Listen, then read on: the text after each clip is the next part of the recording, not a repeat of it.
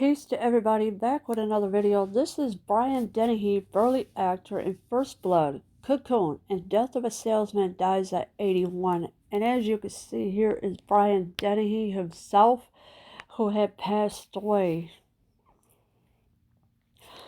The two-time Tony winner also started on TV as basketball coach Bobby Knight, Chicago cop Jack Reed, and serial killer John Wayne Gacy. So, yes, he is a two-time winner, Tony winner. He also started on TV as basketball coach Bobby Knight, Chicago cop Jack Reed, and serial killer John Wayne Gacy. Brian Dennehy is a regular guy actor whose bulldog build, good guy demeanor, and no-nonsense approach meshed in an array of memorable roles for film, television, and the theater, has died. He was 81. Yes, so Brian Dennehy, he was 81 years old. He was the regular guy actor whose bulldog build, good guy demeanor, and no-nonsense approach as well. Dennehy died Wednesday night of natural causes in New Haven, Connecticut. So Brian has died of natural causes. He was in his home, of course, in New Haven, Connecticut. It is with heavy hearts we announce that our father Brian passed away last night from natural causes, not sea-related. His daughter Elizabeth wrote on Twitter, "Larger than life, generous to a fault, a proud and devoted father and grandfather. He will be missed by his wife, Jennifer, family, and many friends." So, yes, so his daughter Elizabeth wrote that it is with heavy hearts we announce that our father passed away last night from natural causes, not C-19. So, I mean, everything is going to C-19. C-19, no, it's not. Everything is not related to C-19. So this is what his daughter Elizabeth wrote on Twitter. She also says, "Larger than life, generous to a fault, a proud and devoted father and grandfather. He will be missed by his wife Jennifer, family, and many friends." Dennehy played the sheriff in Washington State who doggedly pursues Vietnam veteran John Rambo, Sylvester Stallone in First Blood, 1982, and a distracted attorney who's out to save his own skin in the Harrison Ford starter Presumed Innocent, 1990. Yeah, so he played a sheriff in Washington State who doggedly pursues Vietnam veteran John Rambo, who was played by Sylvester Stallone in First Blood, and that was in 1982. And a district attorney who's out to save his own skin in the Harrison Ford starter Presumed Dead, and that was in 1990. He also portrayed lawman in Gorky Park, 1983, Silverado, 1985, FX, 1986, and its sequel, Bestseller, 1987, The Last of the Finest, 1990, and Assault on Precinct 13, 2005, and started as hard challenging life Chicago detective Jack Reed in 5 NBC telefilms from 1993 to 1996, writing and directing 4 of them. Yeah, so these are all the TV shows that he was in, also in movies as well. So he's been through all this. A 6'3" and 250 pounds, the former college offensive lineman could also be a gentle giant, as when he portrayed the sympathetic bartender who consoles Dudley Moore in 1979, the friendly alien leader Walter in Cocoon, 1985, and Chris Farley's Pop in Tommy Boy, 1995. Yeah, so he was 6'3", he was 250 pounds. He was a former college offensive lineman. Could also be a gentle giant, so he wasn't hurting nobody or anything like that.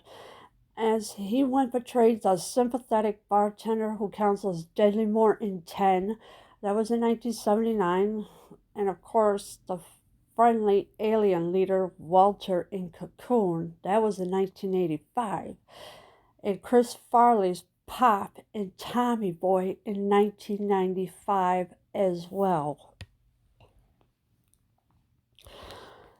Dennehy won 2 Tony Awards in 1999 and 2003 for playing Willie Loman in Death of a Salesman.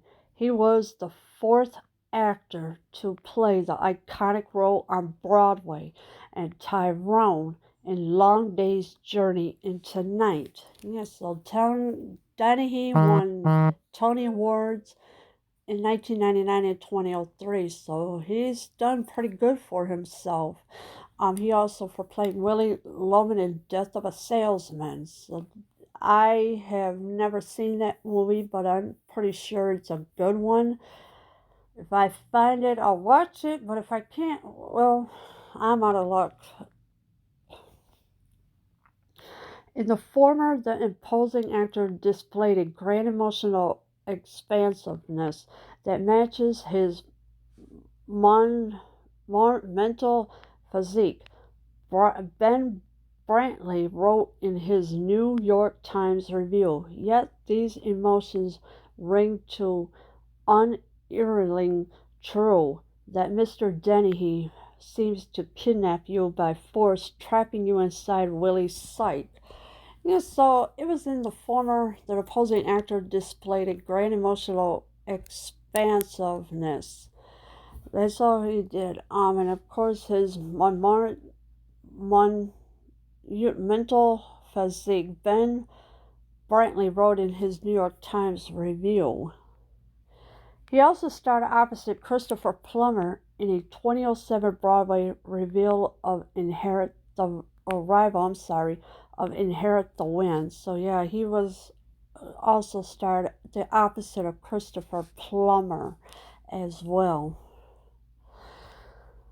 Whenever he could, Dennehy retreated to the stage in Chicago, saying he preferred the Midwest because I can sit down with rational people who make $50,000 a year and live in houses and have children and pay their taxes, shop at Sears. So yeah, so whenever he could, Dennehy did retreat to the stage in Chicago, saying he preferred the Midwest because I can sit down with rational people. Yeah, so people that are rational, he could sit with them and talk with them. Who make $50,000 a year and live in houses and have children and pay their taxes and shop at Sears.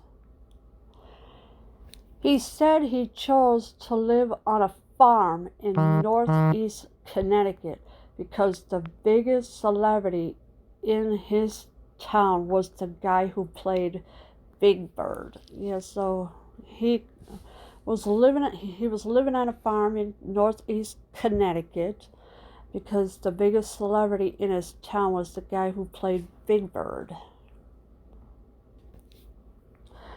Brian Manion Dennehy was born on July 9, 1938 in Bridgeport, Connecticut, the oldest of 3 boys. His grandparents came to the U.S. from Ireland, and his father, Edward, worked as a writer and editor for the Associated Press. So yes, so Brian Dennehy was born on July 9th, 1938 in Bridgeport, Connecticut.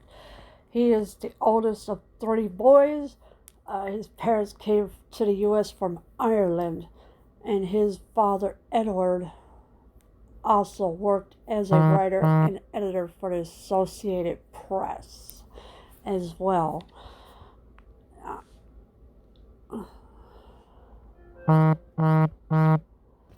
Raised in Red Hook in Brooklyn before moving at age 12 to Long Island, he was an offensive tackle for the football team at Chaminade High School in Mineola, New York. His coach once mentioned to him that, as a football player, you make a great actor, and we started doing theater, he told Newsday in 2013. Yes, so he was raised in Red Hook in Brooklyn before moving at age 12 to Long Island as well. He was an offensive tackle for the football team at Chaminade High School in Mineola, New York. His coach did mention to him that as a football player, you make a great actor, so that's true, he did. Dennehy also played football at Columbia University, spent time in the U.S. Marine Corps, though he would backtrack on a story he related about serving in Vietnam and attended Yale as a graduate student. Early on, he honored his acting chops in regional theater, supporting himself as a meat truck driver, a Merrill Lynch stockbroker, and a bartender. Yes, so he, besides of Brian Dennehy, who played football at Columbia University, he spent time in the U.S. Marine Corps as well. I'm not sure how long he was there for, though he would backtrack on a story he related about serving in Vietnam, so he had to backtrack to that story. He also attended Yale as a graduate student. Early on, he honored his acting chops in regional theater, supporting himself. So that means he didn't need his parents to help him. He was a meat truck driver and a Merrill Lynch stockbroker and a bartender as well. So this is why he did everything for himself. He didn't ask his parents for nothing, didn't ask his grandparents for nothing or anything like that. He scored a big break when he was cast in David Raby's off-Broadway Vietnam War played Streamers and won acclaim. So yeah, he scored big when he was cast in David Raby's off-Broadway Vietnam War. After guest starring roles on shows including Kojak, Policewoman, and MASH, Dennehy fittingly made his movie debut in the Burt Reynolds comedy Semi-Tough, 1977, playing a football player who dangles a woman over the ledge of a terrace. And no, it doesn't happen in real life. It's just Hollywood. That's all it is. He was guest starring roles on including Kojak, Policewoman, and MASH as well. Dennehy fittingly made his movie debut in the Burt Reynolds comedy Semi-Tough, and that was in 1977. He was playing a football player who dangles a woman over the edge or ledge of a terrace. In 1978, he appeared with Stallone in Fist, and as a San Francisco cop in Foul Play, then was given a shot at starring on his own TV series. He portrayed a hotel house detective on the 1979 CBS crime drama Big Seamus, Little Seamus, but it lasted just 2 episodes. Yeah, so he also appeared with Sylvester Stallone in 1978 Fist, and as a San Francisco cop in Foul Play. Um, then he was given a shot at starting his own TV series, and of course, it was the CBS series called crime drama called Big Seamus, Little Seamus, but unfortunately, it only lasted just 2 episodes, and that was in 1979. After recurring as DA Jake Dunham on ABC's Dynasty, he played a father and fire captain on ABC's Star of the Family, but it was axed after 10 episodes in 1982. His other short-lived shows included 1994's Birdland, on which he played a hospital chief in psychiatry, and 2001's The Fighting Fitzgerald. He was a retired firefighter in the one. So yeah, so he was also as a recurring as DA Jake Dunham on ABC's Dynasty. He played a father and fire captain, and of course in that the Fighting Fitzgerald, he was a retired firefighter in that one. So he's done a lot. Um, he played a father fire captain on ABC's Star of the Family. That only lasted 10 episodes. After that, it got cut. It got axed.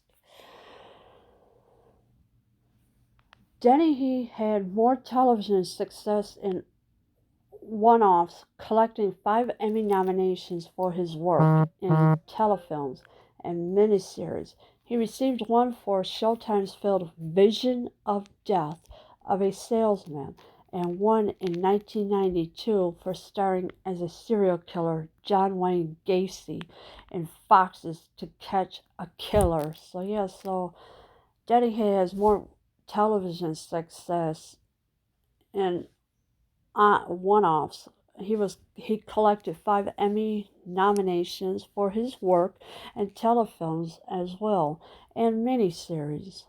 He also received one for Showtime's filmed version of Death of a Salesman, and one in 1992 for starring as a serial killer John Wayne Gacy in Fox's To Catch a Killer.